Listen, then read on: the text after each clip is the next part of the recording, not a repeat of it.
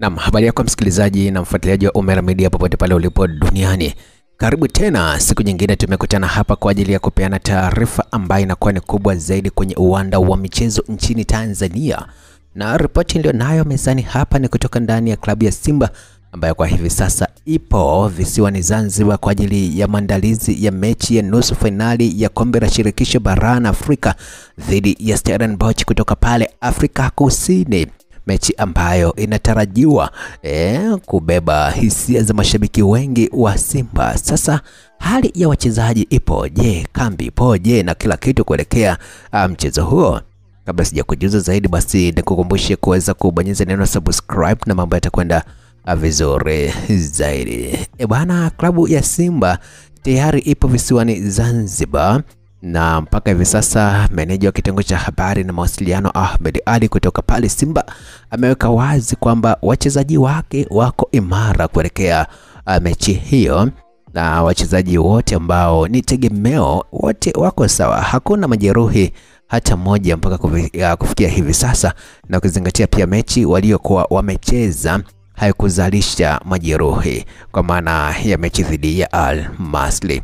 Lakini vile vile Ahmed Ali ameeleza wazi kwamba wanatambua ukubwa wa Stellenbosch kwa sababu wametoka kumtoa bingwa mtetezi kwa maana Zamalek ambaye wamemtupa nje ya mashindano, na mwisho wa siku ni kwamba wao ndio wanakwenda kukutana na huo mwamba kutoka pale Afrika Kusini. Maana yake ni kwamba wanahitaji kupata ushindi kwenye mechi ya nyumbani ili kupata gia nzuri ya kuweza kucheza mechi ya marejeano pale kwenye ardhi ya Nelson Mandela kwa Madiba, South Africa.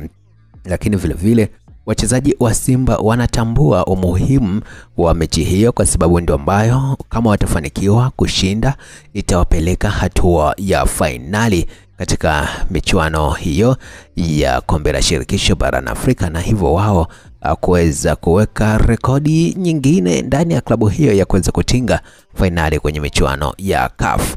Lengo la Simba lilikuwa ni kufika hatua ya nusu finali, lakini mara baada ya kuwa wamefika nusu finali wakaweza kubadilisha, na sasa hivi wanahitaji kombe kabisa ili waweze kutoka kwenye ardhi ya Tanzania.